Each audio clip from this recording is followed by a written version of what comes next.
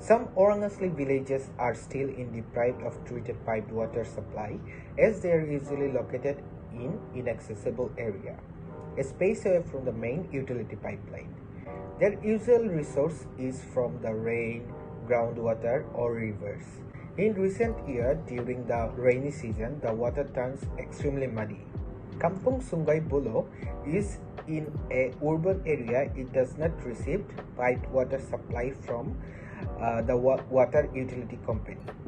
The village received attention in 2019 after Star Metro reported on the burst at nearby hills due to quarrying activities.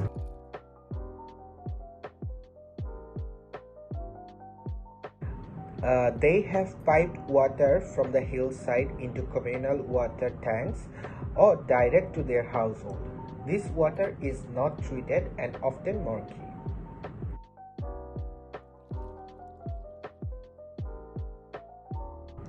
Orang Asli settlement in Sungai Buloh, Selangor, will no longer need to rely on water sources from the nearby hills for the daily uses of water. Work to install pipes to supply water directly to their homes by Pengurasan Air Selangor SDN BSD resumed in mid-August after it was put on hold in March due to the movement control order.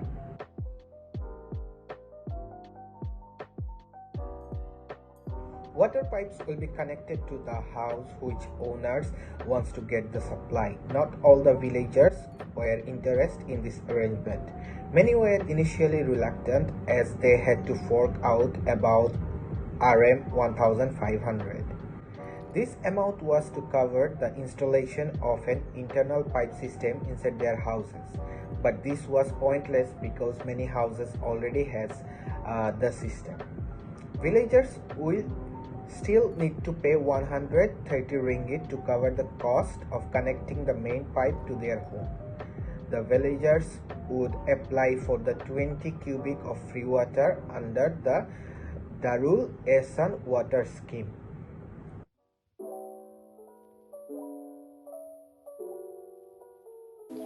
The best approach to address this issue is by encouraging participative development.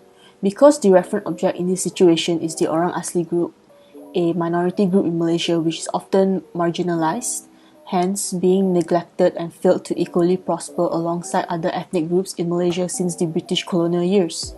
Despite varying success in lifting high rate of the Orang Asli communities out of extreme poverty, there are still disproportionately high incidents of high poverty. The community still remains the most vulnerable group in Malaysia.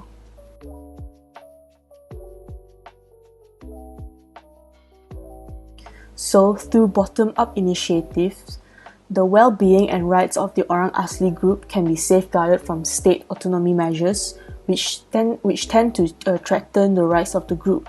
Participative development promotes the voice of neglected groups being heard rather than what the higher-ups, or in this case the government, think is right. The problem stemmed 4 years back when the villagers voiced to clean water supply. Despite initially refusing due to the high cost of 1,500 ringgit per household, circumstances favoured the community until ultimately the villagers only have to pay 130 ringgit to cover the cost of pipe installation. However, the state interest in economic growth outweigh the expenses that the community has already paid to the rights of clean water supply. This highlights the marginalization of the Orang Asli people, that top-down approach only served in the short term, and that the government-owned development initiative failed due to their own decisions. Thus, people-centered approaches such as basic needs, ethno-development, and human rights approaches must be taken into consideration regarding this issue. So, the first approach, which is basic needs approach, is relevant due to the Orang Asli villagers being denied of essential service, and in this case, the supply of clean water which is being threatened by agricultural projects. Secondly, ethno-development based approach, and in this case addressing the lack of the Orang Asli rights to use their own land.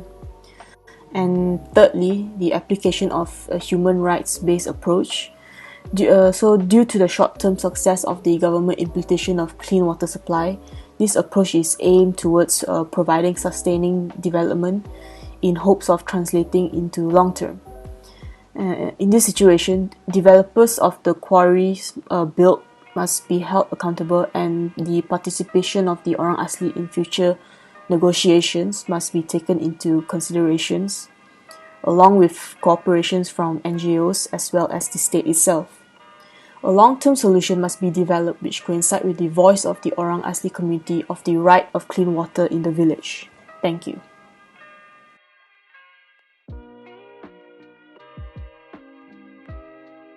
There are three impacts on the community-based project of the water pipeline in the Kampung Orang Asli Sungai Buloh. Firstly, the community now have access to clean water. This is because when the water pipeline was built, it is connected to all houses in the Kampung area. So now they have clean access to water in comparison to previously that they have to find water sources which comes from the river. More often than not, it's contaminated due to activities such as logging in the area.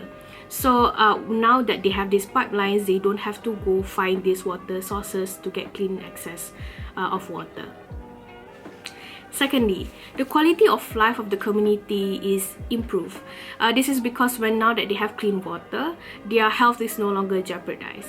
In comparison to previously when they had when they are forced to drink this unclean or unfiltered water, they are more often than not vulnerable to health issues such as diarrhea, fever, and even like rashes on skins because of these dirty waters. So when they have these health issues, it stopped them from like kids going to school or adults going to work to make a living, right? But now that they have clean water, health issues are no longer becoming the main problem. So they no longer have to spend money on medication, and they can also go to school and also go to work as normal. And lastly, the cost of living for the community is decreased. This is because now they do not have to travel out of the village just to get clean water. For example, they have to buy 5 to 6 ringgit of bottled water just for them to drink and also for their basic necessities in life. Therefore, it is way impactful when it comes to the things that they can use basically the water for things such as drinking and also for cooking and also other basic necessities.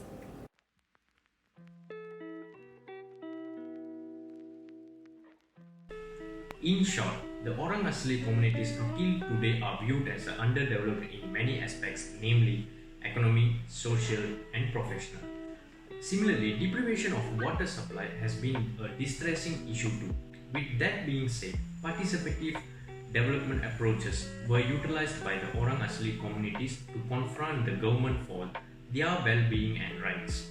Concerning that, people-centered approaches such as needs approaches, ethno-development based approach and human rights based approach were fit in addressing the Orang Asli community issue.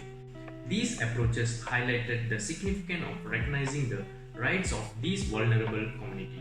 Additionally, to realize that water is a necessity, not a desire. As a result, these approaches provided the community with access to clean water, improved quality of life in terms of good health and environment, and lower the cost of living as they don't have to spend unnecessarily to purchase mineral water bottles.